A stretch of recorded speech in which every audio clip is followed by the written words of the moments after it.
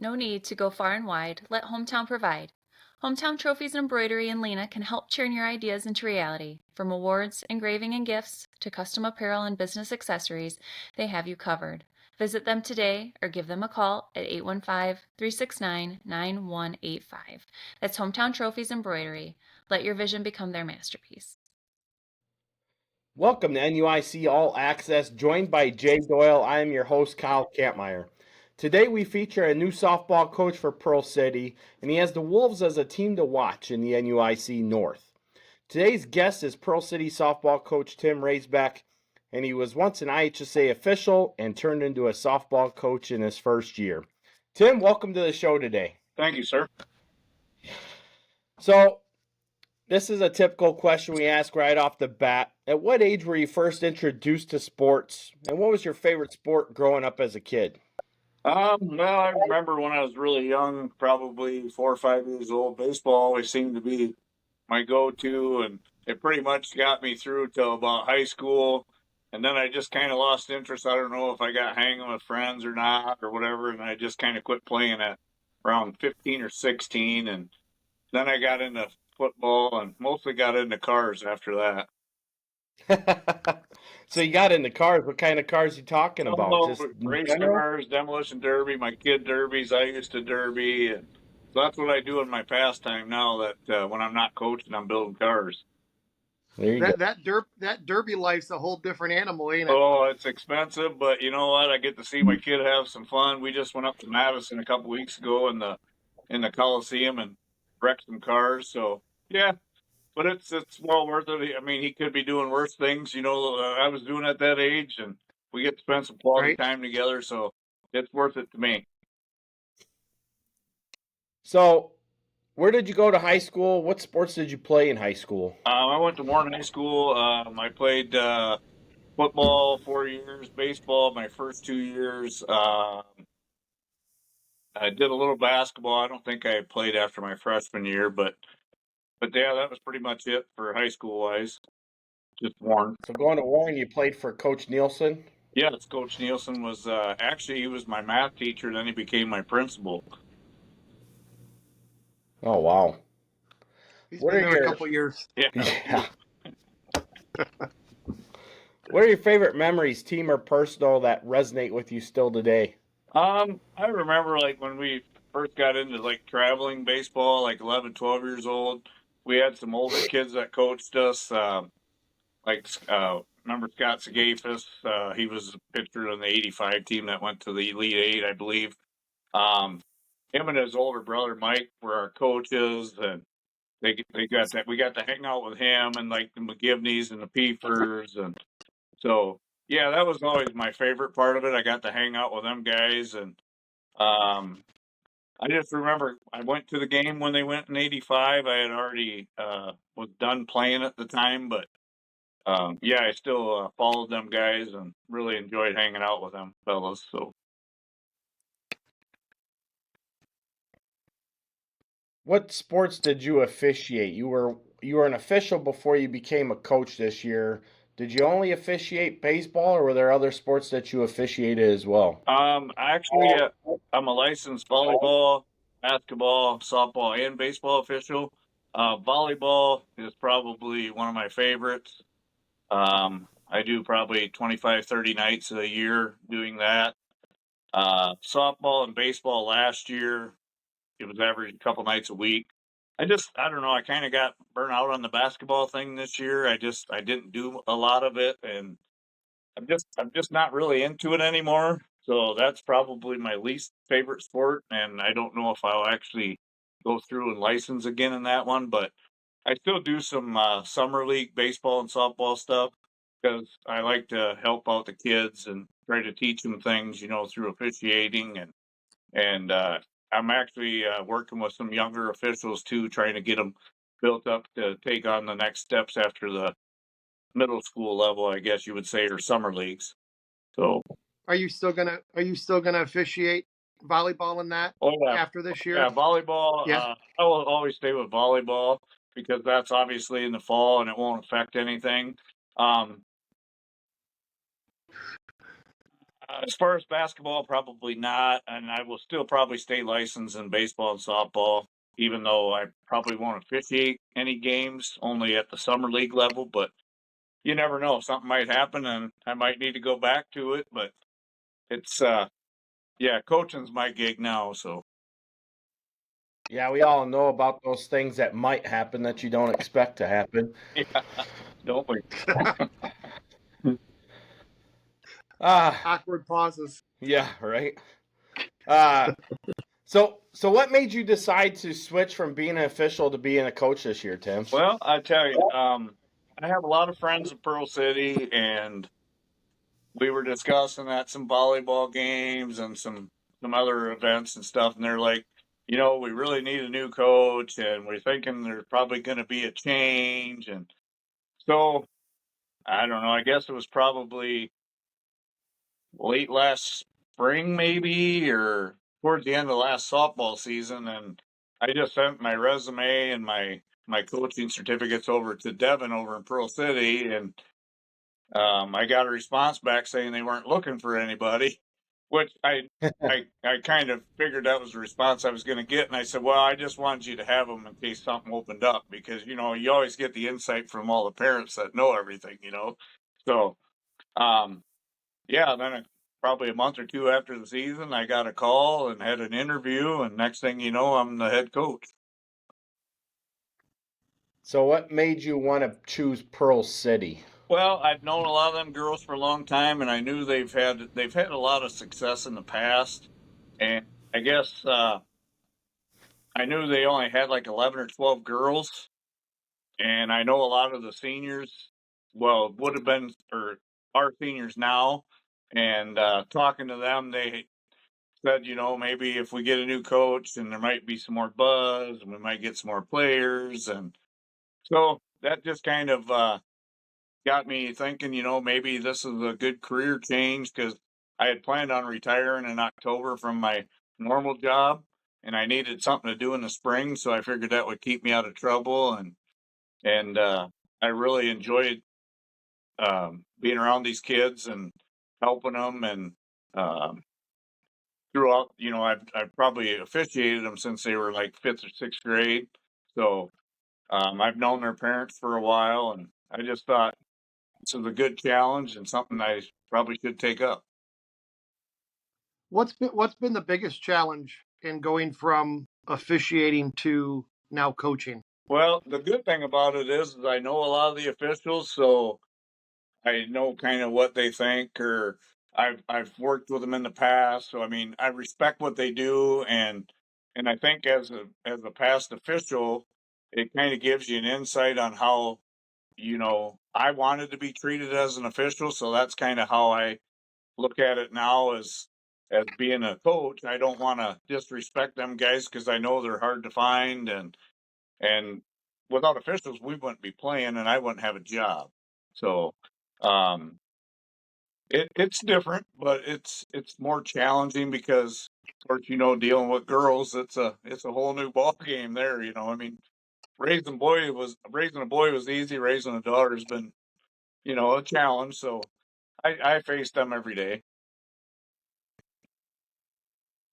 So there's a lot of teams that are incorporating weight training year round nowadays.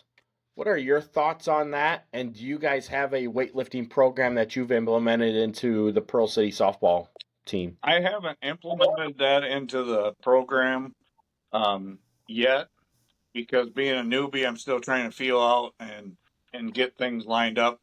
I know they do. The athletic director does some weight training during school time. So the only thing I implemented this year was back in mid-November, around Thanksgiving break time, we started doing hitting twice a week.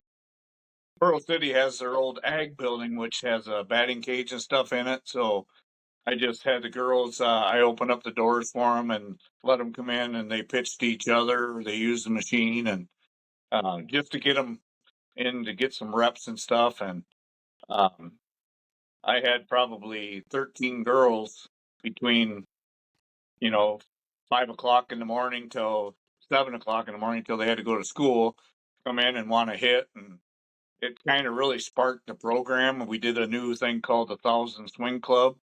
So, yeah, so I implemented that, and that seemed to be taken off really well. And even during the season, they're wanting to hit in the morning, so we try to do it once or twice a week. Very cool. What's one of your biggest enjoyments that you've gotten so far out of coaching softball? Just the camaraderie and just to see them win. When they lose, it's tough, you know. I mean, yeah. There's sometimes I've kind of at a loss for words because you got to be careful because you don't really. I don't want to discourage them, and I don't want them mad because then I'm not going to get anything out of them. So one of my biggest enjoyments is just seeing them take what they learn and take the life lessons and put them into their everyday world. And when they win, it's really awesome to see the group get together and carry on. It's a lot of fun, and of course now I'm their bus driver too, so we have a lot of fun on the bus rides. When we win, it costs me a lot of money because we usually got to buy ice cream. You know, it's not for the money; it's for the. I just really enjoy the stuff that I can pass on to them that hopefully they can take on and later in their lives and make them better human beings. You mean well, what's that? Oh, one of the positives is you're winning, so you've been happier more than you've been sad with after games. You're sitting, I believe I looked 14-9. Yeah, and yeah, something like that. Yep. Tied for second in the conference. So with a big week coming up, so that's one of the positive things is they have had success, and that's one of the toughest things as a early coach coming in is if you don't see that success early, what can happen. And you've been fortunate with this group to have that success and working through some losses here and there, but still sit as one of the top teams in the area. Yeah, we up until yesterday we were on a 7-game winning streak. We started our winning streak with the last game in our home tournament against West Carroll, and then we that's when we beat Dakota, and so we were on a 7-game win streak. Well, then we played a tough team yesterday in Fulton, which any team up in this area can beat any team on any given day. It's just a matter of who shows up and who wants it more. We're very fortunate in our area. It's the same with football. I mean, it's always the same teams meeting. It's always, you know, this area, the conferences up here. Yeah, it's really tough.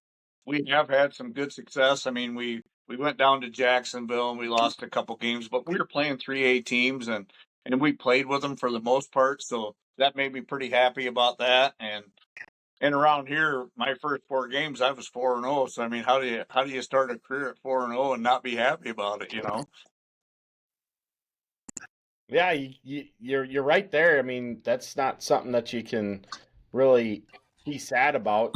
And you take a look at even within the NUIC, you've had some close losses to one of the favorites in Orangeville by 2 runs each, 9-7 and 2-0.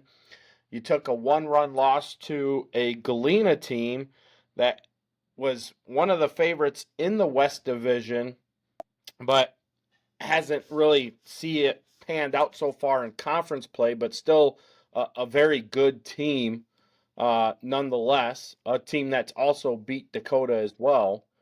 And then you said, you did beat Dakota that night in Pearl City 7-2, which was a pretty good score differential there. I know it was aided by a 3-run home run, I believe, as well.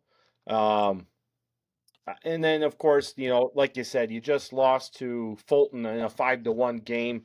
Fulton right now is sitting at the top of the NUIC West in a tie with East Dubuque. So, like you said, you're right there in the picture with everything that's going on as far as the competition level in the NUIC across all 3 divisions. You're setting yourself up for what could be a good sectional seating as well. So, Um, you know, you definitely have taken Pearl City.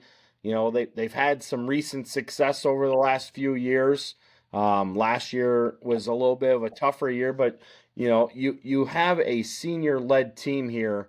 What impact have those seniors had on the underclassmen to help continue to build this program up? Well, I tell you, the nice thing is I had 5 seniors when I started this hitting thing in November that were begging me after we did summer league all fall, when we gonna hit, when we gonna hit, when we gonna hit, and they've actually taken a lot of them younger kids under their wings and getting them into the batting cages and working with them at practice, and it's actually been a real blessing to have this much talent and this many seniors on there. Um, Will it leave a void after this year? Oh, you betcha. But right now, it's really awesome because they take responsibility and they make sure that they're mentoring these kids and keeping them interested in playing and you know, when I first got there, I had people say, "Well, we heard that you only play juniors and seniors on the varsity level and blah blah blah," and I'm like, "Well, I'll tell you, I don't want to throw a freshman in there against a senior pitcher, because I've seen other teams in our conference and the other conferences play a lot of freshmen and they get beat up and they get tromped on and I think you got to really kind of ease them into the varsity level because there's a world of difference between JV and varsity, especially in softball because a lot of stuff happens in 60 feet and so having all these seniors that really gives these younger kids a lot more confidence. So when I do put them in, uh, they're learning as they go. They're getting that varsity experience because next year they're not going to have a choice. They're going to have to play varsity as freshmen and sophomores. And my pitcher's a sophomore. She was thrown to the wolves last year as a freshman, and she's done well, but she works hard in the off season and all season long also. So, but yeah, the senior leadership has been tremendous. So you just mentioned Mackenzie Lotes being that sophomore pitcher, and you got her back in the circle now.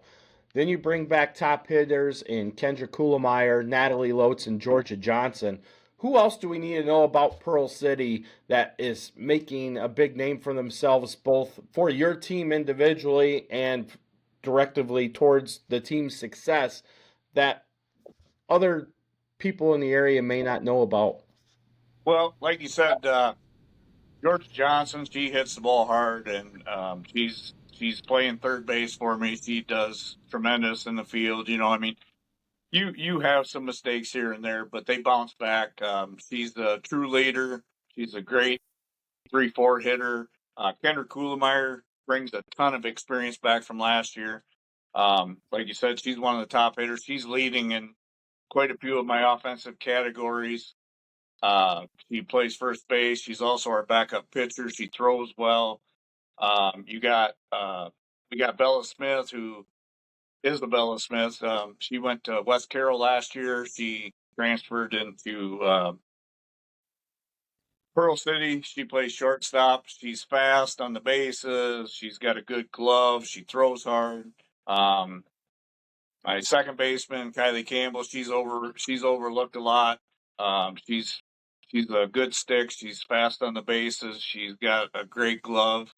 And then you got the Lowe's girls, Mackenzie and Nat. One Mackenzie pitches, Nat catches.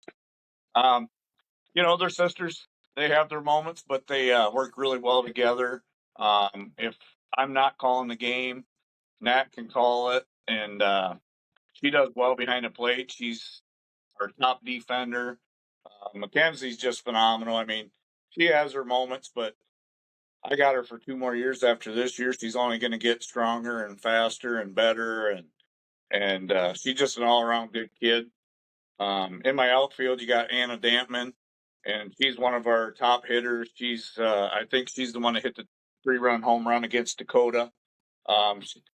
She kind of gets overlooked a lot. She's got a good glove in the field, but she brings a strong bat. She's moved up to third in our batting order, and we just juggled it around when we started our 7-game win streak. So I was kind of stuck on one batting order, and these girls were like, well, we don't want to change it. And I'm like, well, this is what's going to have to happen because something's got to give. And so then we started having success with that. And we got a sophomore in center field, Scarlett Snyder. She played a lot last year as a freshman. Um, she needs confidence, more confidence build up, and it's getting there. And she is super fast on the bases, probably one of the fastest kids on my team. She can cover a lot of ground in the outfield. She just started getting more into the starting rotation. She's got a good stick. And then Elizabeth Dinderman, she didn't play last year for reasons I have no idea, but she was excited about coming out. She plays in right field. We have a freshman, Ellie Voss, who's our backup catcher. She's gonna be good. She puts in the work. She's there all the time. She never complains. She's just a hard worker, and she runs a lot of bases for the pitcher and the catcher. And we got another senior, Katie Miller, who has started quite a bit, but is kind of more into the running game now for us. Another freshman is Morgan Campbell. She plays first base. She's another backup catcher, and there's like 8 freshmen that I could put on the varsity roster, and I do quite a bit. They do a lot of running. We haven't got to that point where I want to get to a point where we get ahead by 10, 15 runs, and then I can play these younger kids. But it seems like every time we get to there, it's either over or they start coming back, and then we got to kind of, you know, get back on track. And we had that happen in Pecatonica the other night. We had them down like 15-0, and pretty soon it's 15-7, and and then you got to bring Mackenzie Lotz back in to finish the game. And so them are the kind of learning curves that I've been bumping around, and I'm getting an education. So, and if I'm wrong, the girls let me know, and I try to get back on track. Well, that's one of the tough things too. I mean, when we talk about it like in football, you got the 40 run, you got the 40-point clock, and that starts at halftime. And in basketball, it's a 35-point differential that starts going into the fourth quarter. In baseball, you have a 15-run rule that starts after the fourth inning, or 3.5 innings if you're the home team. But same with softball, baseball. You can have a 15-run lead, and within an inning, you give up 9 runs, and now you're out of it again. And it's one of those things where you got to stay on the hammer. And I always hear coaches complain, because I've always coached a more aggressive style where I want to keep running. And you hear coaches complain, well, why are you running when you're up 12? Well, is it 15? Have we reached the mercy rule yet? No. Well, then I'm going to keep running until you get me to the mercy rule. It's one of those things where you got to find that edge, right? Yeah, and people will remember it when you're up that you don't hit it and they come back and beat you. Yeah. Yeah, you're exactly right. You have that, and it's like sometimes people aren't even.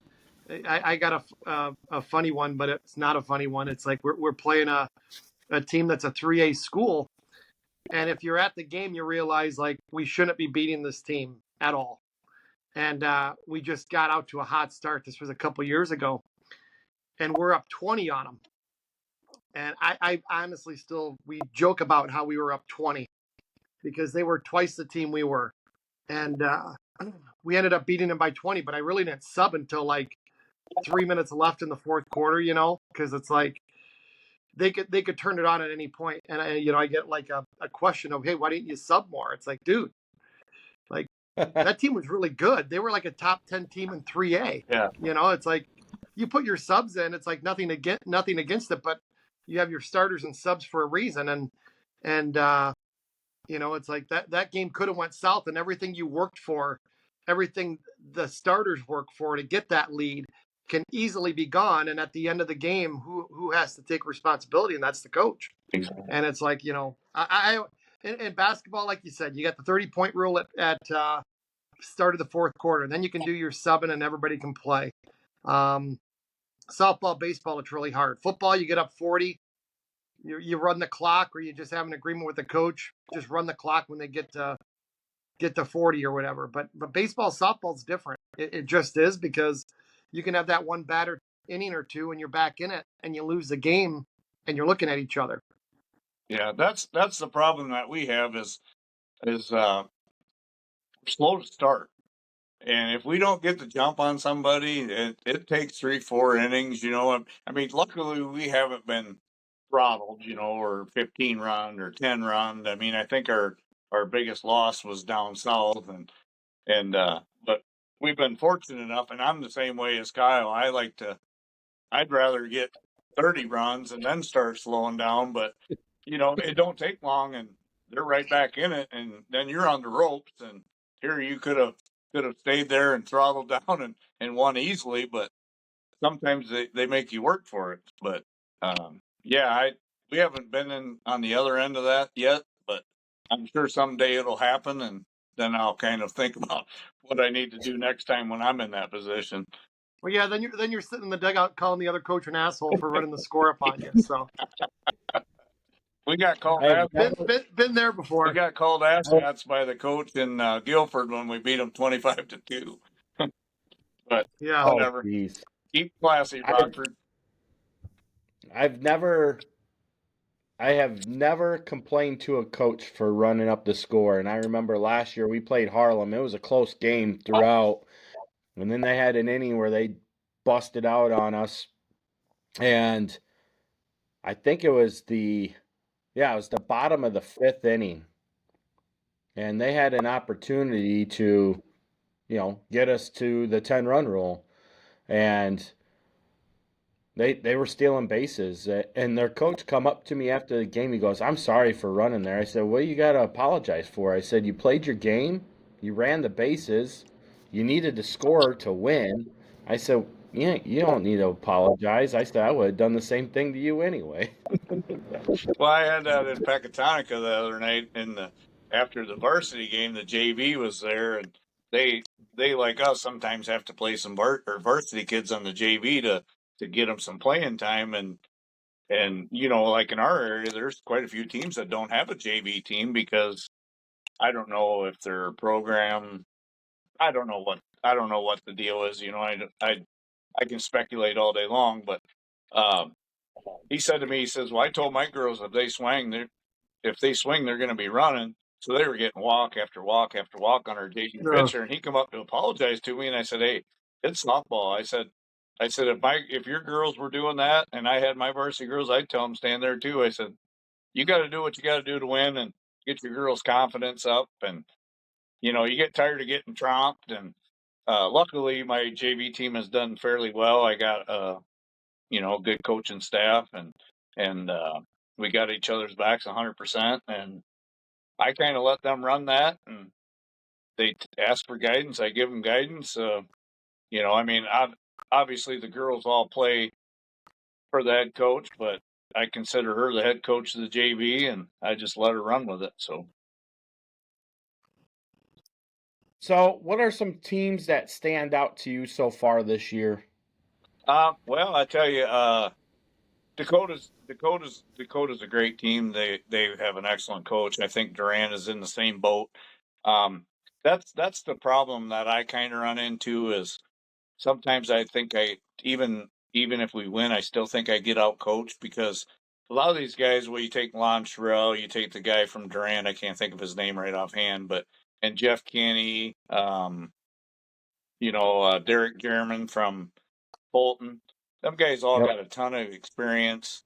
They've been around long enough, you know, they've seen a lot of it. I mean, I've seen some of it from the officiating side, but I'm still trying to get my feet wet on the coaching side. So I actually pay attention to what they're doing and kind of take some of that and implement it into our team because them guys are just tremendous, and I respect all them guys, and I try to pick their brains nonchalantly, you know, kind of what they do and stuff like that. And even in the off season, I talked to Lon a bunch, and he's like, "Oh, you'll be fine, you'll be fine." But you know, you got East Dubuque's always tough. Galena's tough.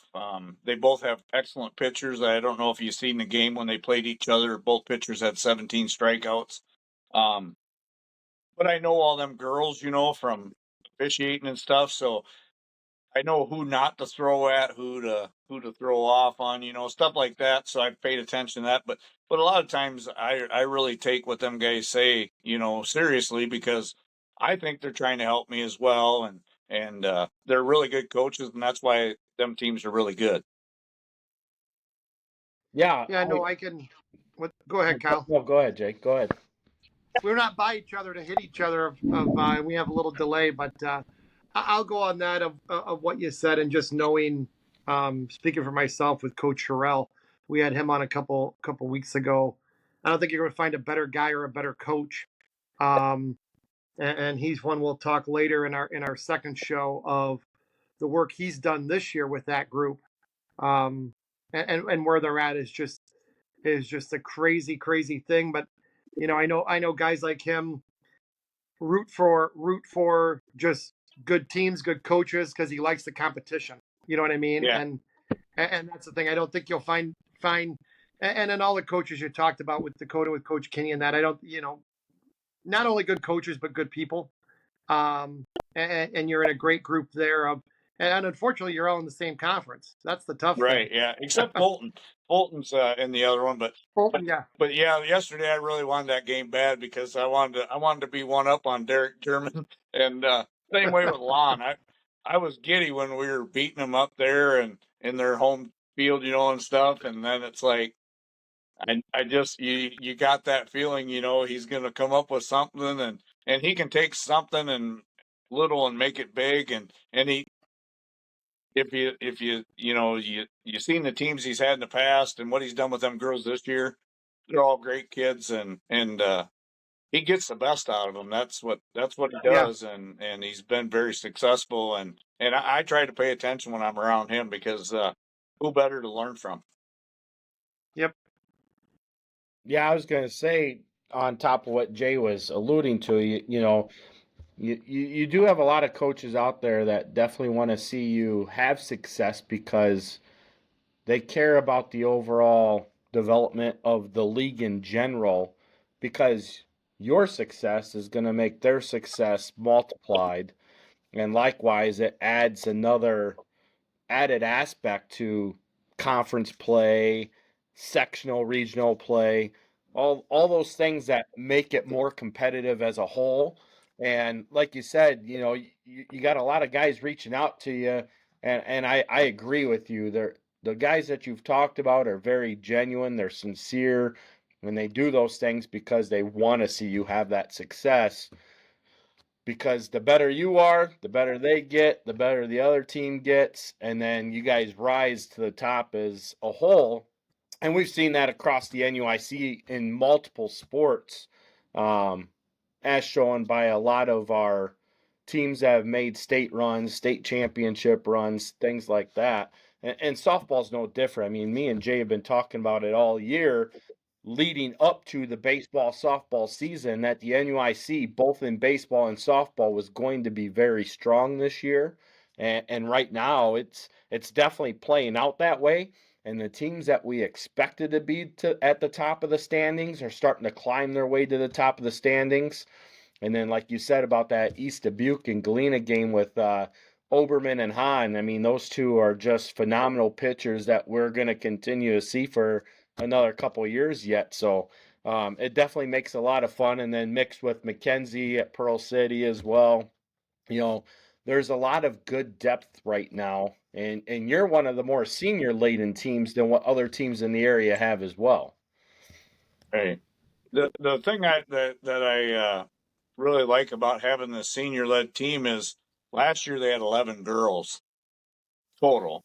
This year we have 20, and the buzz in Pearl City is just unbelievable. I mean, I can't stop at any place, any business without being asked, "Hey, how's your season? I'm glad you're the new coach," and blah blah blah. And how you guys doing? And I said, "Well, the girls are doing good." Well, that's good, because before it was all we, and I just lead the team. I mean, them girls, if they show up to play, it's on them, to win, and I just hope I can guide them in the right direction. But the buzz, even in the school halls and stuff, I've heard from different teachers, and we got a camp coming up for the younger girls, and the we have kids come hang out in the dugout, younger girls, that are 8, 9, 10 years old, have older sisters that know girls on the team or whatever. And I've had probably 5, 6 girls that didn't play this year that can't wait to play next year. They thought about coming out mid-season, and just it's just an overall good buzz, and that's what you got to have to create a good program. I mean, I see a lot of these schools that have a lot of kids, but they focus so much on varsity, I don't think they build the program up. Well, then that's why you see they only have varsity teams. I mean, they still can compete really well, but it sure makes it tough if you don't have a depth, in the lineups and stuff. So I'm happy with the buzz that we've created, and I hope it keeps going. So, what are some personal goals you have as a coach, both for yourself and for your team this year? For myself, it's just I want to learn to be.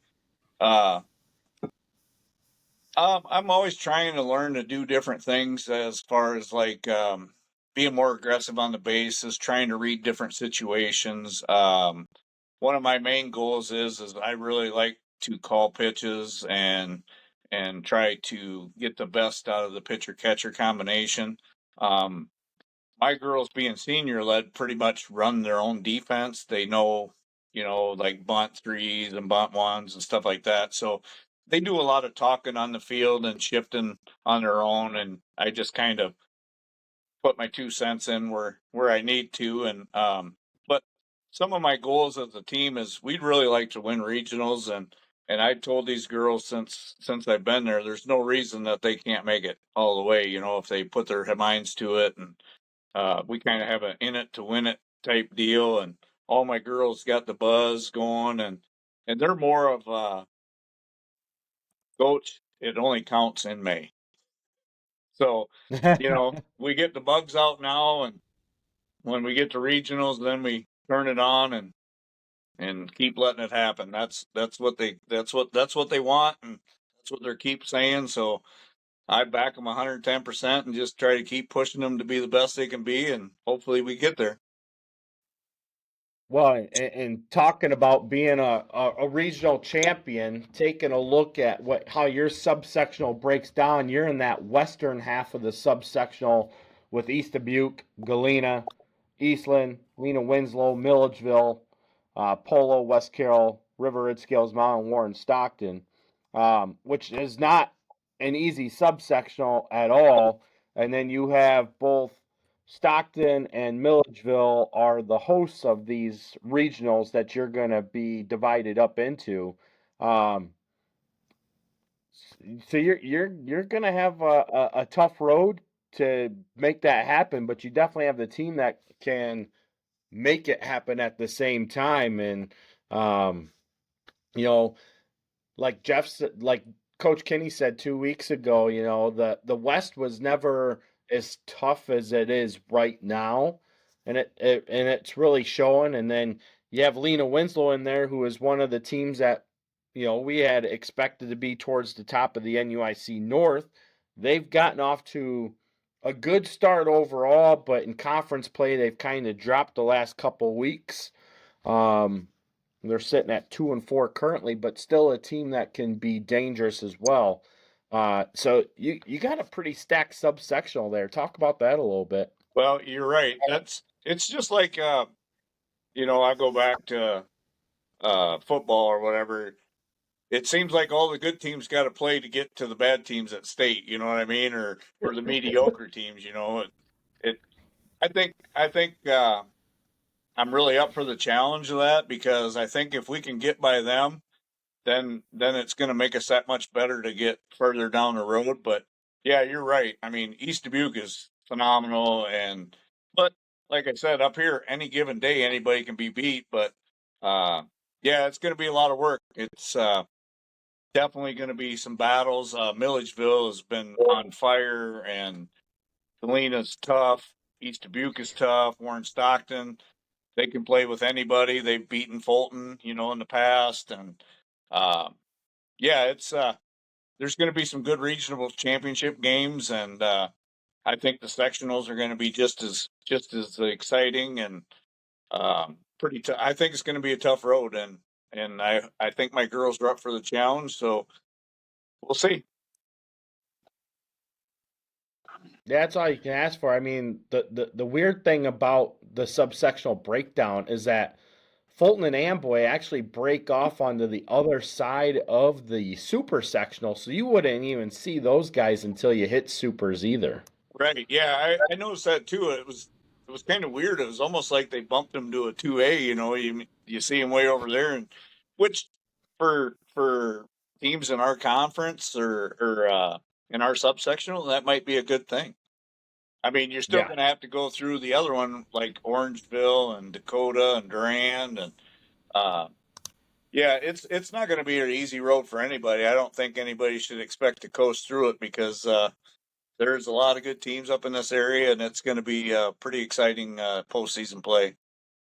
Well, that's just it. Like you said, you take a look at that east side of the subsectional, and Dakota, Durand, and Orangeville are the three teams that just glaringly stick out the most. And obviously, that's going to be regionals hosted by AFC and Pecatonica. But yeah, those three teams are definitely the teams that you got to get through that you're going to see at sectionals. Based off of what I see, and I know Jay would agree with that as well because we've been talking about it for the past 3 weeks, and it just keeps standing out. The further we get into the season, the more we're starting to see the teams that we were talking about really rise up and be those teams that are going to be the playmakers when we get into the playoffs here in 3 weeks. Well, and like you said, we got talking about the seedings and stuff, and like we play Lena and Forreston are our two double conference games or whatever after the seedings, and Lena's not one to think you're going to go in and take care of business easy because, like you said, they got Maddie Childs, they got Rachel Setterstrom. I mean, they're a good team, and you're going to have to play your best to beat them. And but that's after the seedings, and it just I don't know. I don't know if I really agree with them doing it so early like that. But I think if we can have a pretty successful week this week, that should set the tone for the conference.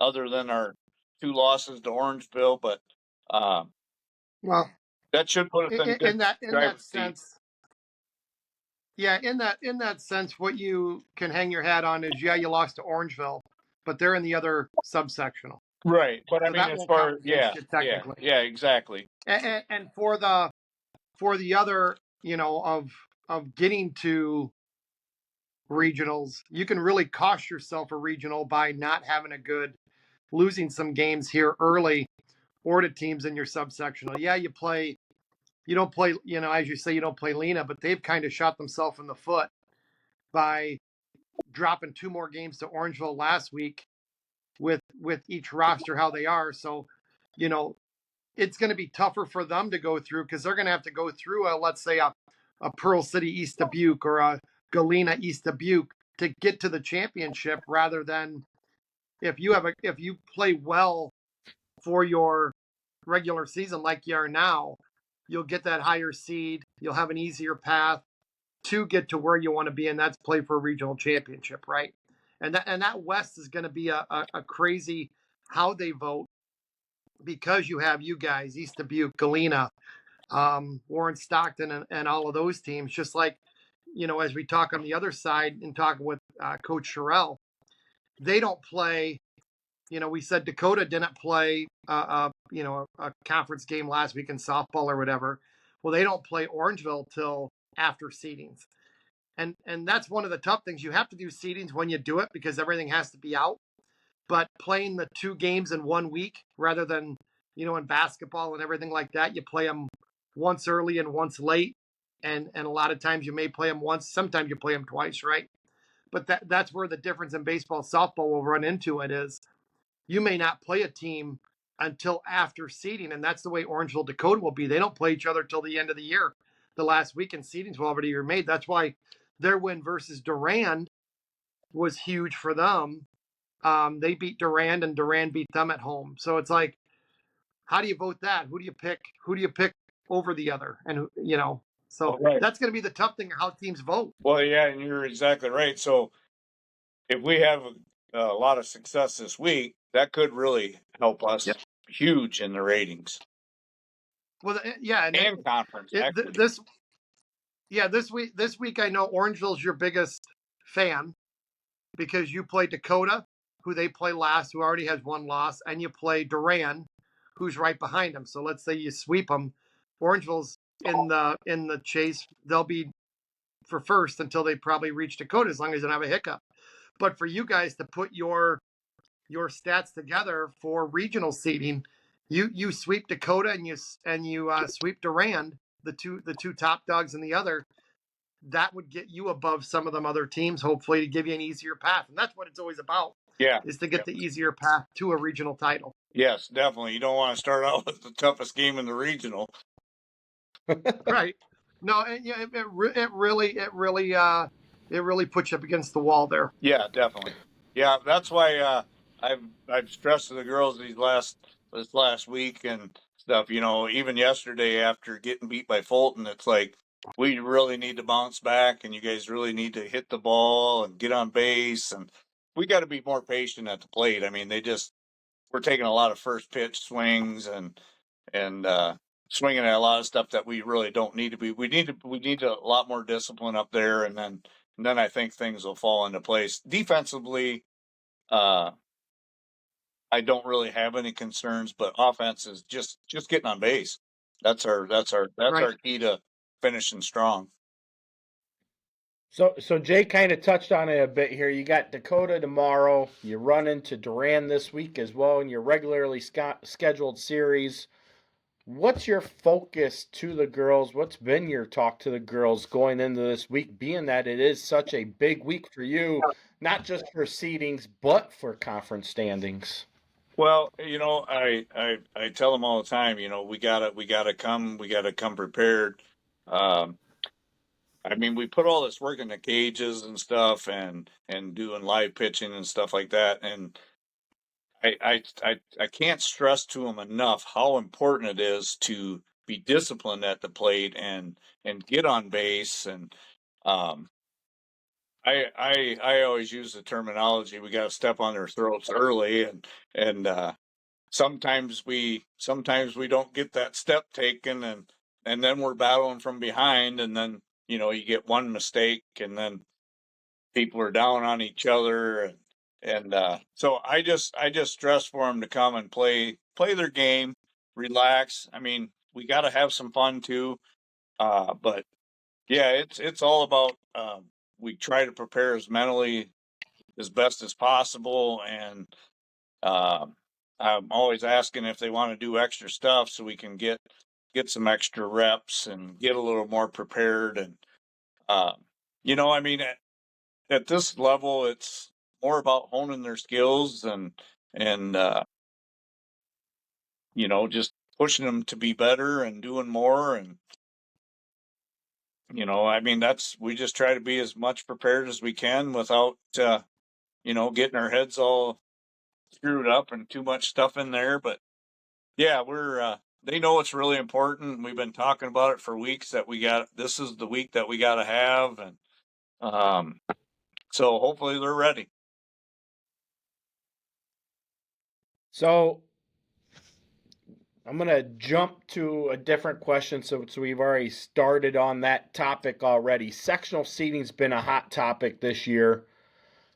This is your first year going through it, and obviously you got 8 days to get your stuff turned in, because you got till 10 o'clock in the morning on May 5th to get all your stuff turned in. That way the seedings can start at noon that day and then get released the following day on May 6th. Do you like the current format it's in? Have you taken a look at your subsectional in depth to start comparing yourself to the teams that you're going to be seeding against? And what changes would you like to see be made in the whole process as it goes on? Well, I'm really, really new into it. I just actually started looking at some of that stuff because we have to do that survey and everything by the 5th, and so So I don't know a lot about it yet. So I don't know what changes I would make. But I have been working on my survey and doing some changes and stuff because I know we can do it has to be done by you said at 10 o'clock, right? So, Yep. so I'm too new to really know what the heck to really expect. And I haven't really talked to many people about it. So, so I don't really know how to answer that. No, that's fine. Right now, obviously we have it set up where it's subsectional, and a lot of coaches that we've talked to would like to see it set up to where you actually seed the whole sectional. So if you got 21 teams, I don't even remember. Let me look here. I think you guys have 20 teams in your sectional. Rate all 20 teams 1 through 20. Right now you got the two subsectionals, and then you put in the bids for being regional hosts. Me and Jay have talked about it to where maybe you make the seeds actually mean something a little bit more, where you know you seed the whole thing 1 through 20. Your top 4 seeds become your regional host, so it gives you the best opportunity to get the best teams into that sectional. Um, One of the biggest hot topics actually came back in boys basketball when you had Pecatonica as the number 1 overall seed and the number 1 ranked team in the state at that time, and they get seeded or paired with the number 12 seed when there's 4 other seeds lower than that. And not only that, then they got to make an hour and a half drive to Galena to go play a regional when the closest regional to them was right up the road in Durand. Um, and granted, that was because of the whole logistics. It was better to make one team travel than make 3 teams travel and all that stuff. But you know that's where a lot of the topic has come from, is because you see it in like 3A and 4A where they actually do just seed the sectional, but you get down into our lower classes, it's seed the subsectional. Then you got your 1 and 4 go together, your 2 and 3 go together, and then everybody else just goes where it's most regionally fit. And looking at like our spot for baseball this year, your hosts are East Dubuque and Warren, which are both NUIC West foes. So that whole north section is going to be traveling west just to go to a regional. Whereas for you guys, for softball, it's a little bit different. You guys, instead of doing a north-south split, you guys do an east-west split. So geographically, either way, it's a little bit more better as far as travel is concerned. But at the same time, it's the playoffs, and I think, and I know Jay will agree because he's a huge advocate for 1 through 32 in football, just as I am, that nobody really cares so much about the travel when you get to the playoffs. It's more about making sure that your higher seeds are the home team and then moving forward down the road that way, and then making it more equal across boys and girls sports in general. Yeah, I agree. I agree. I noticed that with I think it was basketball, like Scales Mound had like a 5th seed and somebody else was like a 6th seed, and then they end up playing each other right off the bat. And um, yeah, I remember them conversations. I agree. We're kind of fortunate we only have to travel to Stockton or Milledgeville, so it's kind of a horse apiece for us. But the thing I never understood is how do you hold well, I guess it doesn't matter anymore the way they do it, but East Dubuque holding a regional, they don't even have lights. I don't understand that. So what they put into the provisions starting last year. So the year before, I was in the East Dubuque Regional in 2023, and the first semifinal game was on Tuesday. The play-in game was Monday. The first semifinal game was Tuesday. The second semifinal game was Wednesday. and then you had the regional championship on Saturday. It was Monday was the play-in game. Wednesday was the first semifinal game. The second semifinal game was Thursday, and we got that Thursday semifinal game, and then played in that regional championship then on Saturday. Now what they have is, if you are a host team with no lights, you have to push those starts up so both games are actually played on the same day. So instead of having a 4:30 start, your first game's going to start, I think it's at 2 o'clock or 2:30. I think it's 2 o'clock with the second game starting at 4:30 is what they've agreed to. Because what was happening is you'd have somebody play in that first game, somebody else play that second day, and now you don't have the pitch. I mean, it was more baseball related because you didn't have the pitching matchups that you would want to have due to pitch count rules and things that to that nature. You didn't have the same amount of days off in between games to get the proper amount of rest to utilize the pitchers that you want to utilize to give yourself the best advantage against a team. So you could have a team throwing their ace while the other one's throwing their 2 or 3, which had they played a day earlier could have had their ace available to go ace for ace. Which is good in softball. We don't have that pitch count. I think if they did, softball would be in a world of hurt, unfortunately. Oh, it would be, and obviously with softball, it's more natural to throw underhand than it is overhand, and you just don't get the wear and tear. Right, I mean, you 'cause may I think, get a little bit of fatigue, but it's different. yeah, because I think, well, we played in that West Carroll tournament. I think Mackenzie had like 250 pitches, something like that on the day. And it's like in baseball, you'd never get that. No. No, your arm would fall off. So, yeah, we are fortunate in that aspect. So IHSA released some updated provisions this year set to go in place for the 25-26 school year, so beginning this fall. That set the enrollment cutoff for all sports, with the exception of football, which will still go with the 256 team field and then break it down from there. But they also made some changes to the multiplier and waiver rules as well. What are your thoughts on that? And do you think it helps to answer the issues that we've seen in recent years with private school dominance at the state level? I don't know. I hear some. You always hear some buzz about it. I don't follow that much, honestly, as far as classifications.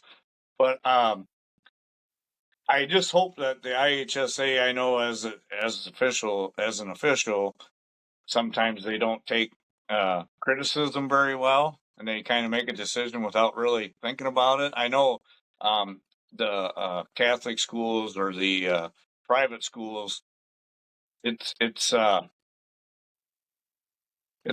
It's tough for the schools that don't have that ability to recruit, or whatnot, and I don't know. You see a lot of that nowadays. Even Wisconsin's had a lot of issues with the private schools and their divisions up there, and I don't know. I just hope that they can come up with some type of agreement and make it fair for everybody. Yeah, I definitely agree. Go ahead, Jay. Yeah, unfortunately, I don't think nobody will ever feel like it's going to be fair. One side is always going to feel slighted by the other. I think, like regional seating, I just hope for consistency, that you can plan year in and year out and understand it. That's why I've been a thing of just seating the whole sectional, because then you don't see one side heavier one year than the other. You actually get your 4 best teams.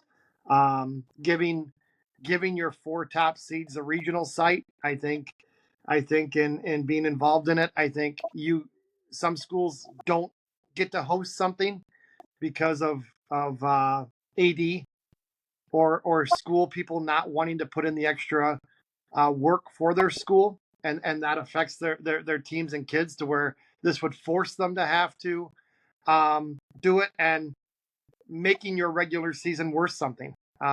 Nothing's worse than seeing a school that does something, and then because of that doesn't get the right opportunity. It would give multi. You look at the top teams in each sport every year. It would then go to different schools that have a good year and give them a benefit of the doubt with the multiplier. We've had this talk every week when we ask a coach, and I've been saying it. I said just the easiest thing possible would be just give the multiplier, walk away, and you don't have to worry about success. You don't have to worry about anything.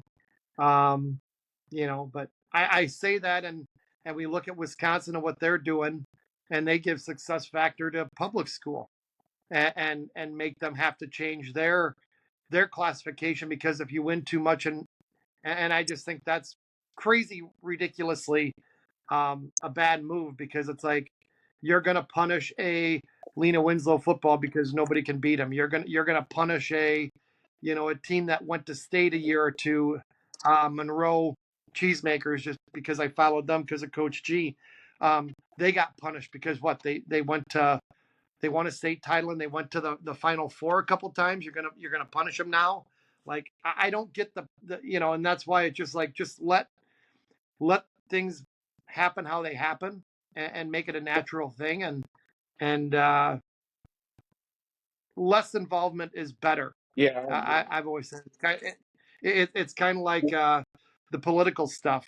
More involvement sometimes gets a lot more messier than just letting things play out how they play out. And you give the multiplier, walk away. You're not worried about who won 2 years from now, 3 years from now. And at the end of the day, it is a benefit that they do get, whether they choose to or not. They get to recruit, and you move on from it. And we've all been affected by it. Every town, every school has, and it's just like, then what happens is everybody gets mad at everybody rather than just allowing it to naturally occur. Yeah. Because there's recruiting everywhere, and um, right, wrong, or indifferent, everybody knows of something or someone that's been recruited somewhere, and I think it's going to get worse, honestly, with everything going into place, because it seems to trickle down right from major sports to college sports, and you see the shit show that is happening in college sports. It'll be the high school sport next. Yeah, especially with going into the NIL stuff and Oh God. Show me the money, baby. yeah, Show me the money. that's what's ruined sports. It's the money. Yeah, yeah. And I get it, because you're gonna have some people say, well, they should deserve it, they should get that. But I think I've always said that what would be nice to do is just come up with a stipend that if you're a Division I football player, this is what you get, and this is your amount you get besides your school, and that would make it a lot easier. Yeah, definitely. Because I just seen the BYU kid in basketball just signed for, I think they signed a kid for $8 million. The number one prospect is going to BYU, and I think it was an $8 million contract he got, which is crazy. That's outrageous. Well, and the thing is, too, I mean, I was just looking at, because it got brought up again about NIL and IHSA, and IHSA has it in their bylaws. It's in section 3.084, where they state that you can be paid for your name, image, and likeness. You cannot represent your school. You cannot represent the IHSA. And you cannot do anything utilizing school facilities. And obviously, it can't be related to guns, tobacco, alcohol, adult entertainment, or any other item that could be seen as derogatory or offensive. But as long as you're not using your school's name, school facilities, you can go and get sponsorships and get paid for being a high school athlete in Illinois. Yeah, crazy. There you go. There you go. You need to get some of that Derby money for them Pearl City girls. I'm going to donate it to the Dakota School District so they can hire a good coach. Hey, there you go. Crazy. Sounds like they need one. Yeah, it's just crazy.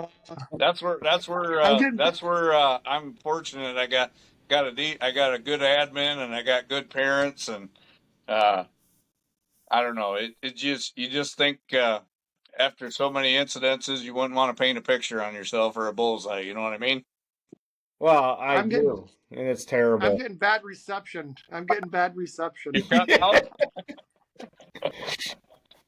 It's terrible. I mean, obviously, there's a lot of false rumors going around about me and embezzling funds, and that's clearly not the case. But that's the story that's being told. So Well, talk about bad Well, pictures. It well, goes a long way. I'll tell you, Kyle, if I was doing it for the money, it'd be a lot different. But I probably put in as much as I make, and these parents and stuff, I don't know if they see it, but the kids sure do. I can't tell you how much equipment I've donated out of my own pocket.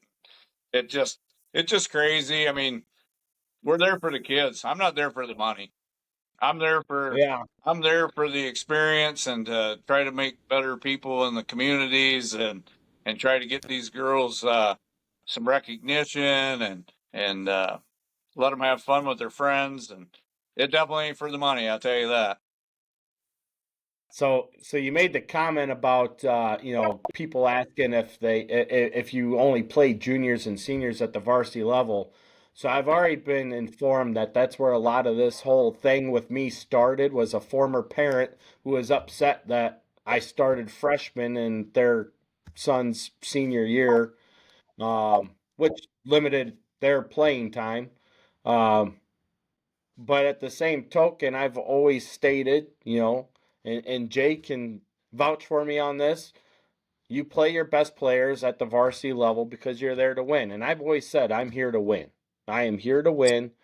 I'm here to have fun, but I'm here to win. And we're going to play the best players to give us the best opportunity to win. And anyway, that's where a lot of this all started, was simply a parent who felt that they were wronged because their kid didn't get the amount of playing time they thought they deserved. Well, and I'm the same way, and um, I've had these conversations with some of my I don't know, parents, other coaches, whatnot, about that. And then after we get it going, they're like, I kind of really understand where you're coming from.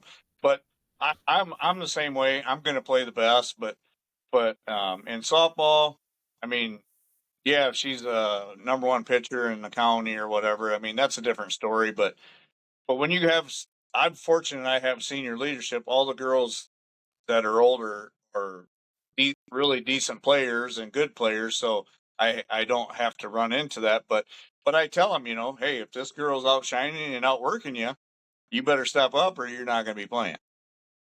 Yeah. And I just And my philosophy is just for the fact that I don't want to throw them to the wolves and discourage them and end up hurting my program in the long run. Yeah, there's so many different ways to look about it, and anybody's going to fit their narrative to what they want, Exactly. especially on that side. And it's a tough thing because we're all, coaches. You're all, I'm a parent. I get it. I guess I've always said, and when I came in, it was always, I'm gonna, your JV is a developmental. That's where you get your kids better. That's where you work at it. And at your high school, your varsity level is where you have a conference championship. You don't have that in JV.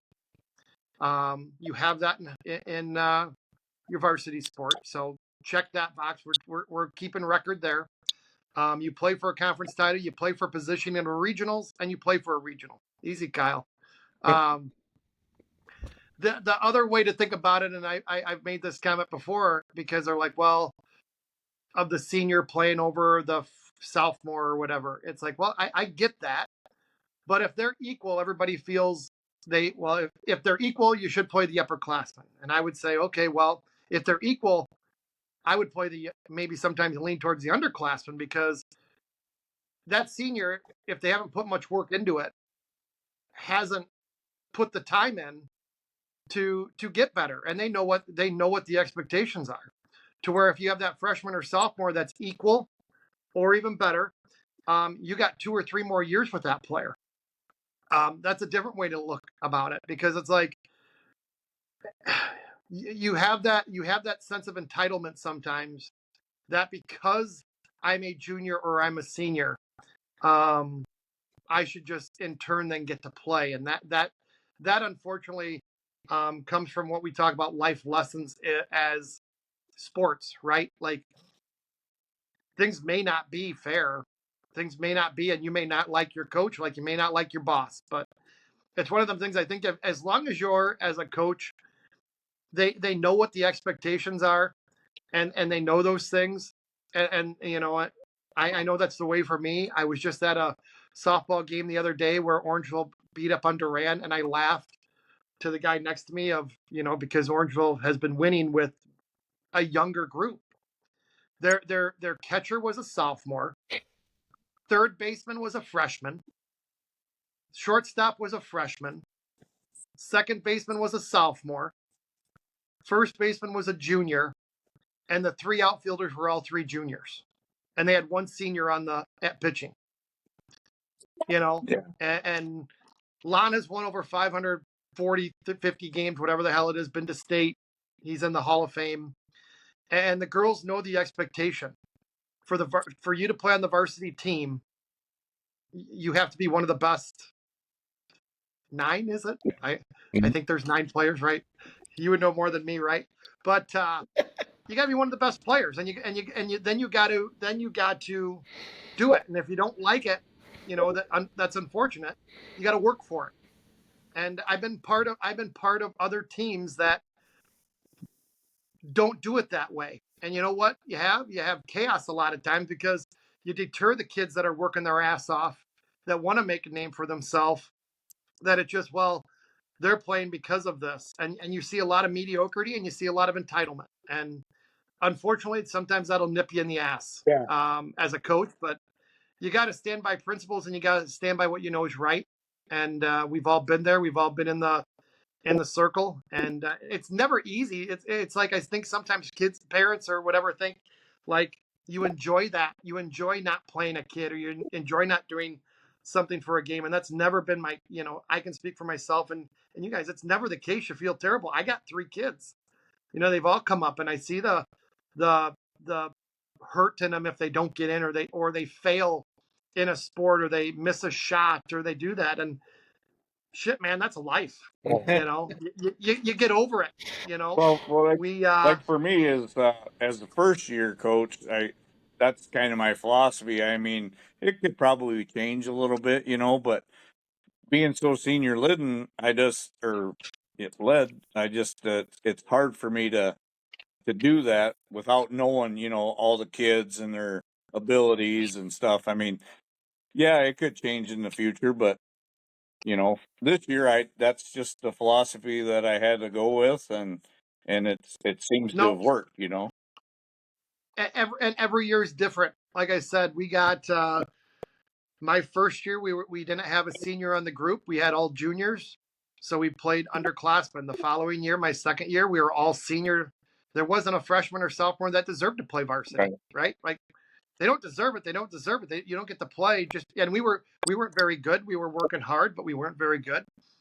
And then the following year is when we started a freshman in Whitney Sullivan. The following year, we started a freshman in Laney Cahoon. And the following year, we started a freshman in my daughter, Natalie. And that was probably the toughest freshman to start, because hell, it was my daughter. And not only are you starting a freshman, you got to deal with the shit of it being your own kid. Exactly. You're damned if you do, and damned if you don't. Well, the funny story behind that was, we played over at Galena, and I wouldn't have done it to any other kid probably, but Natalie had a terrible game, and I was tired of watching her play, and she came out. It was like second quarter, and I just looked at her and said, "I'm just done watching you play tonight." And she sat at the end of the bench and never got in, and that was always the joke. Everybody thought she was hurt or fouled out, and they asked my wife if Natalie's okay. She's like, "She was bad. Jay's not going to play if you're bad." And that was the end of it. And the next game, we played Lena at home, and she got her time, and she learned her lesson, and she hit like 3 or 4 big shots, and we hit the game winner. And that's the cool part about sports, man. You get to come back from it. And that's what I told her. I'm like, as an underclassman, you got to outperform the juniors and seniors. And I think that's what gets lost. It's like, as long as they're outperforming and they're your best group, you're playing for something, right? Exactly. You put a banner up if you win a regional. You put a banner up when you win a conference title. You know, you're playing for something at that level. And as you say, you got a ton of girls putting the work in, coach. You're doing them a disservice if you're not playing the best players. Right. Yep, I agree. You know, and whether it's a senior dominated team like what you got, next year you're not going to be in that position. So you're going to have to play some underclassmen, and it's going to be a different. Every year is different, and as long as you, like I've always said as a coach, you stay to what you're true in and what you believe, and if the kids know it and the parents know it, there'll never be an issue. Right. Yep. Exactly. Or at least if there is an issue, you can sleep at night because you know you did the right thing. Exactly. Yep, definitely. Right? Like, and that's where I'm at, So, they wanted to say I wasn't moving funds through fundraising correctly, all that stuff, and I've given them a ton of receipts, well over $3,000. That came out of my own bank account, and I know it's been well over $4,000 I've spent. And like you said, Tim, donating a bunch of different things, equipment, things like that. At the end of the day, current administration determined that it was not good for us to stay on terms, so here we are. And that's the story. Well, and like when I started, we had $200 in our account. I don't know where everything went, but that's neither here nor there. So you just make do with what you got. So yeah, and that was the same with me. I took over the program with $1,100 in it. I had to donate $300 out of my own account just to order hats my first year. We did a couple different fundraisers. One of them was for our summer program, and that's where one of the troubles came into. They said it wasn't for the summer or it was led to believe that it was for the baseball program, not the summer program. Even though that was all taken care of under previous administration, it didn't matter. That was really the biggest hang up behind the whole thing. They said that money went missing. And the funny thing is that there's like $3,400 that went into the program that shows that there was no money missing. It was money coming out of my own personal pocket. But at the end of the day, it is what it is. You take it on the chin and you move forward, and that's where I'm going. That's what I'm doing. Our baseball activity fund is close to, if not over, $10,000 in it now. So I did exactly what I said that me and Carrie were going to do. We were going to leave the program better than what we got it in, and that's exactly what we've done. Yeah, I commend you. I think you did a hell of a job there, Coach. I appreciate it. It's definitely tears at the heart because it is my alma mater. I cared about Dakota tremendously. I think a lot of people know that. I've always been a champion for the NUIC, as a lot of people are well aware, but I've always been a champion for Dakota in general, and I wanted to bring back that demeanor of Dakota breeds champions that Dakota was once known for. I wanted to bring that back, and we competed very well. We won a conference title. We won a regional title. We made it to the sectional championship just for the second time in school history. Placed second in conference, and even going into this year, our expectations were to win a regional, win conference, play for a sectional championship, and if not, get further. And that's what our team goals were based off of. And our team goals aren't me feeding the team goals. Our team goals are based off what the kids feed us, and then we make that aware. Like every year I've asked them to write down on paper what their individual goals are and what their team goals are. And then I take everybody's team goals and I write them up on a whiteboard, and we go through them one by one, and we talk about it and discuss it. And like you said, if parents saw what it took to do that stuff, and then the amount of organization, the amount of personal time and personal expenses you put in the program, there'd be a lot less complaining than what you see a lot go on. Yeah, definitely. So anyway, we'll see what next year brings. Obviously, I'm not throwing in the rag on coaching by any stretch of the imagination. We'll see what opens up and what comes of that. I know that I've had some interest, let's put it that way. So we'll see how it goes and where I end up next year. Well, good. I look forward to that. I do too, because I'm definitely not ready to be done off the baseball diamond, and you'll still catch me this summer somewhere. I'll be coaching summer baseball somewhere along the lines between the Forest and Lena Winslow, Warren, Galena. We'll be out there. Good. But no, Tim, we appreciate you coming on today, getting more familiar with Pearl City Wolves softball, and obviously you are one of the teams that we've been talking about throughout the course of the season. And like Jay mentioned, you're 13-9, 14-9, something like that. You got yourself set up at 3-2 in the NUIC North right now, with some big games coming up this week with Dakota in a rain makeup and your series with Durand. So we wish you the best of luck. And like we've already talked about, you got a very tough section or subsectional regional coming up as well. Definitely going to be a player in that, as we expect. And we wish you the best of luck. All right. Thank you, sir. Best of luck. Transform your outdoors with Baber Service Company. Landscape design and construction, including retaining walls and patios, mulch and rock beds, seasonal cleanups, and so much more. Serving Joe Davies, Carroll, Stevenson, Winnebago, Whiteside, Ogle, and Lee counties. Enhance your outdoor space with expert craftsmanship and attention to detail.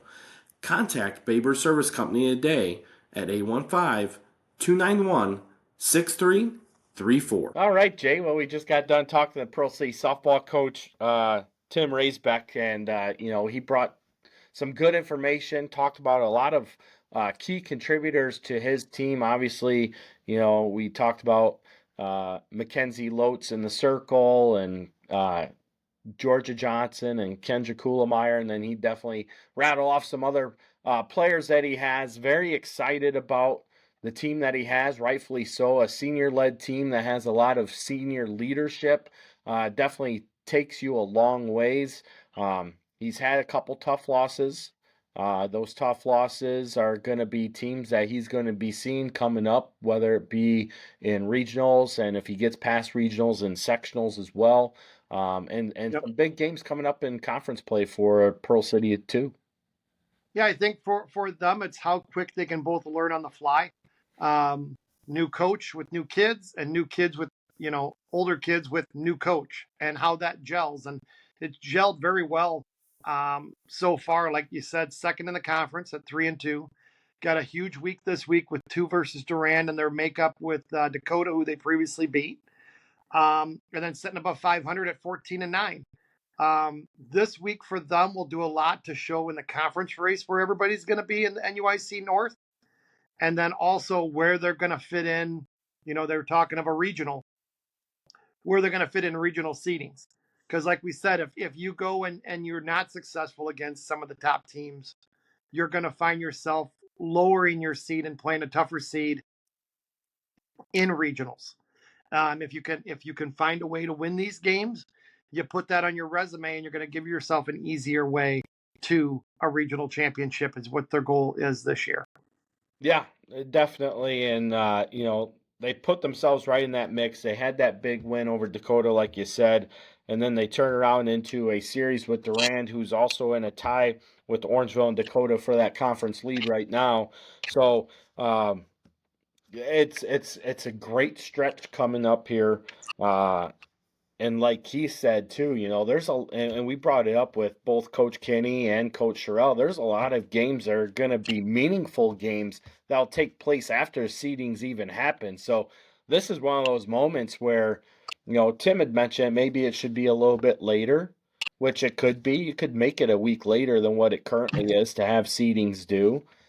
Or, like you've stated, get on a call like this, or a Zoom call or something, to where you guys can truly have that conversation. Because right now you're just relying on putting it into the IHSA portal, of what you're doing. You're just typing it up, hoping that other coaches actually go through and read it, and rather than just full out discussing what you got going on. So, but he's definitely made a good case for himself so far this year, and And should this be. week this week will either make a better case or a lesser case in their end of where they're going to be, Yeah, because, like you said, you got one extremely good pitcher at East Dubuque, that you would prefer not to see in a regional championship. Yeah, you pitching is key in softball, and they got the wild card there, at East Dubuque, and then Galena has one too, and that's going to be a very, very tough regional. Some great regional championships here in about a month. yeah, gonna definitely be a lot of fun. Obviously, seedings are due in by well, the conversation piece around the seedings is due in by May 5th. Yep. Seedings will be released on May 6th by noon, is what IHSA website says. Sometimes it comes out a little bit later. We'll see how it all comes out. Either way, we'll have everything out there by May 6th. So we're only really just over a week away. A week from tomorrow is when everything's due, and then a week from Yep. Tuesday is when we're going to see everything unfold. And then we still got 2 more weeks in the regular season after that before the playoffs begin on May 19th. So definitely going to be a lot of fun there. Taking a look at softball in the standings. Jay, we were just talking about the NUIC North. We'll start there. Orangeville technically has the conference lead right now with a 5-1 record. Dakota and Durand tied at 3-1, and Pearl City sitting there at 3-2. And then on the South Division, Morrison and Milledgeville pretty much ran away there. They're sitting in a tie at 5-0. So their series, I can't remember when that's coming up, but it's got to be coming up here soon. It's going to be a big impact series. And then the West Division, East Dubuque and Fulton have jumped out to the lead. East Dubuque sitting at 5-0 in that West Division. Fulton sitting at 4-0. And then sitting right behind them are River Ridge Scales Mound at 2-2. And then, like you said, Galena, one of those teams we thought we would be there, just got their first pair of conference wins this week. They're sitting at 2-3. But those 3 losses come at the expense of East Dubuque and Fulton in all close games. Yeah, I think over there you look at East Dubuque as probably the favorite because of pitching. Straight up, their pitching is probably top in the area. You talked about the Milledgeville Morrison matchup. That will play itself out whether a team goes 2-0 or 1-1. I think that's going to finish where it's going to finish between those two, and the NUIC North we've talked about.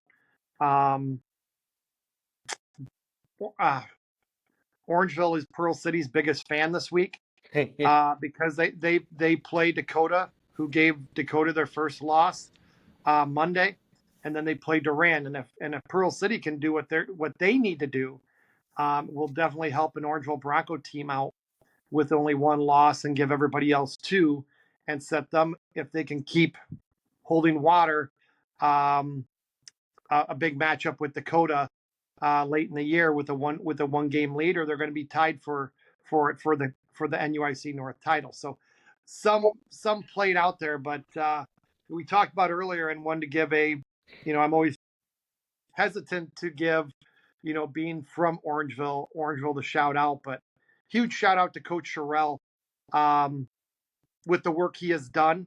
I think everybody kind of counted him out, and I'm one of those that you just root for because this was the first year without the co-op stuff going through. No co-op for Orangeville. And I think a lot of those schools thought it was really going to affect them, which it has. But great coaching is great coaching. And for them to do what they did this last week also, and sweeping Lena, who Lena was one of the front runners we talked about beginning of the year with what they brought back, Setterstrom, Childs, all of that. And they have kind of went south in the conference, and losing those 2 to an Orangeville team with injuries and pretty much a freshman sophomore roster was huge, and it shows the type of Coach Sherrill is, that you give him girls that have the confidence to play, they're going to beat teams when it comes down to that. So big week for them because they catapulted themselves into that number one spot with splitting the game against Durand and then sweeping Lena. And their the big conference matchup, and they swept Pearl City earlier in the year. Big conference matchup last week of the year versus Dakota will come down to a big week. Yeah, I mean, and Lena Winslow, I mean, they got trounced on by Dakota in the opening series, 7-0 and 13-1. But then they beat River Ridge Scales Mound in a cross-divisional game. Obviously, they beat Forston, which was no surprise there. They 10-run Amboy in another cross-divisional game. But then their 2 losses to Orangeville were by combined 3 runs, and then that 2-run loss to Galena as well. So I mean, it's not like they're not there. They're there. It's their record just isn't there right now. But they're definitely still a team that can make some noise as the season moves on and we get into that regional play coming up too. Yeah, that's what in talking to Coach Sherrill after those games, I had to tell him he felt pretty good, and he did because their starting shortstop has got hurt. The Blakely, who is only a sophomore, but they take out the sophomore and Kylie Blakely and bring in a freshman and Kelsey Keeler. So their infield was a mix of freshman and sophomore. And then Addie Wheeler is the lone senior that sees time, and she goes in and out of pitching, and they bring in a freshman, his daughter Riley Sherrill, as the reliever. So when you're looking at a makeup of a roster going against some of these teams and what they got, what he is able to do with that group and what he's been able to do with this group should probably put a little notice out that they're going to have the same team for the next 2-3 years. Yeah, and that goes back to what Coach Sherrill, talked about, a couple weeks ago when he was on the show about, just having the ability to play younger people at the key moments helps build them up, and then you get those seniors in there that help the development of the younger players, and it's ebbs and flow. I mean, he just has it going on, has had it going on since, like we talked about, year 3 when he got that first 20-win season after back-to-back losing seasons to open up the program. And then he just continues to put it out year after year after year. And here he is. We're talking about him doing it once again and got himself right there at the top of the conference. Correct. And setting himself up for possibly one of the top seeds in the regional, which will give him another shot at winning their 7th straight. I think it is 7th straight regional title if they can play themselves and stay hot. Yeah. So, and then taking a look at, like we said, Morrison, man, Bella Duncan is the key player for the Phillies. And I mean, you take a look at their losses. They lost to 3A Sterling, 2A Sherrard, 2A Riverdale, and we're talking about programs that usually go deep. They have one hiccup in the NUIC, and that was a 2-run loss to Galena, 8-6. Outside of that, they have been dominant against 1A competition this year. But and they'll be 2A. Yeah, they're going to be 2A this year. They will be 1A next year. Correct. So that's the only part that hurts with Morrison right now is just that, having the 0.5. Yeah. We always the 0.5 kid over. But they are for those that don't know, good. Yeah, for those that don't know, they are, when they do the enrollment of 1A to 2A, they were 0.5 kids over, half a kid over for their 2-year enrollment to be 1A, 2A. And if the rules were this year, they'd be 1A already. Kind of where they belong, really. Which is weird. They used to be 1A back in the day, but that was in a two-class system too. So, looking at the baseball side of it, the NUIC North, we'll start with the Dakota Forston series. They obviously got the split. Dakota getting the first game over at ABC Supply Stadium. Forston coming to Dakota and getting the win in return. Puts them in a 3-2 tie behind Lena Winslow and Pearl City. Lena Winslow has the split on the year with Dakota as well from that opening series where Dakota won game 1, Lena Winslow won game 2. Pearl City sits at 4-1. Granted, they have not played the competition yet. That Dakota, Lena, Winslow, and Forest have played. Pearl City's lone loss right now sits at an 11-0 defeat to the hands of Dakota. They play that second game tomorrow from a rainout game. So Dakota has Pearl City, and then they play Dupec this week in a one-game series. The second game series will come on May 12th due to some scheduling conflicts with Dupec on May 1st. That's why that game was not scheduled as a back-to-back series like the rest of the conference typically is. But you got a 4-horse race, and really everybody knows it's kind of more of a 3-horse race, and we'll probably see that start to play out when Pearl City gets into those games. Like you said, they play Dakota tomorrow. That's a big game for Dakota. They really can't have any choke-ups. They've gone through the hardest part of their schedule already. They moved through this. They should be sitting at 8-2 when the dust settles. Forreston and Lena Winslow have their makeup game tomorrow as well. That's a big one.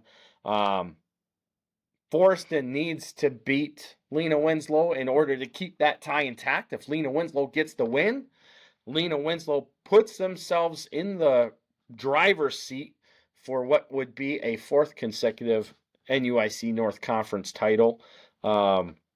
Being that they've already played the series with Dakota, and they're finishing up the series with Forreston, the rest of the division is kind of at the hands of Lena Winslow moving after that. So some big games coming tomorrow in the NUIC North.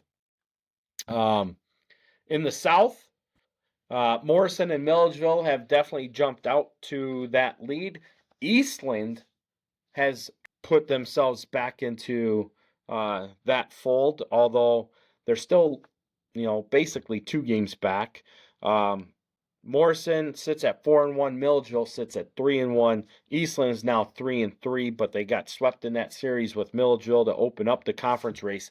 AFC and Amboy were teams that we were talking about 2 weeks ago, Jay, getting off to good starts in the conference race. Both of them have cooled down quite a bit as they've gotten into conference play. AFC sits at 3-3, tied with Eastland currently. Amboy has dropped down to 2-3 as well. So, as these games start to go on, you start to see strength of schedule come into play. Who's played the tougher schedule? I'd say right now, out of all of these teams, East Dubuque, Forest, and Dakota, as far as schedule strength, have definitely had the 3 toughest schedules to date. Eastland's not too far behind in that realm either. And, you're starting to see that show face. You look at the West Division, there's a 3-way tie at the top between Fulton, Galena, and East Dubuque. No surprise there. River Ridge Scales Mountain started off really hot. They dropped their 2 games this past week, so they're sitting at 2-3 currently. But Fulton, Galena, East Dubuque, Fulton's got one of the top pitchers in Chase Dykstra. Galena and East Dubuque were seen as the front runners. They split in their series to open up the week, or to open up conference play, and both of them still have Fulton remaining unscheduled as well. So it'll be interesting to see how that one plays out too. Yeah, as we talked about, everything's going to play out when everybody starts seeing each other. And if you can get the split and stay in it, you're going to be in good shape. But if you get swept, you kind of play yourself out of it. So the big game tomorrow will be, like you said, Lena and Forreston. That will probably dictate the conference race. If Forreston can win, your Dakotas and that are big fans of Forreston tomorrow night. They need to upset Lena. But if Lee Wynn can go and get the W, they're in the seat that they want to be in to win their 4th consecutive. Yeah, so it should be a lot of fun. A lot of big things going on there. Yep. Like we said, a week away from sectional seating, so we'll have Coach McClellan on next week to talk Forest and baseball. Obviously, he was supposed to be this week, but we had some scheduling conflicts, so he'll get moved to next week. But it'll be great to hear his intake on the whole conference race after this week's over anyway. getting ready for that regional seating and stuff like that. So it'll be a lot of fun. But big games this week. Get out to those games, root for your teams, and as always, root for the NUIC.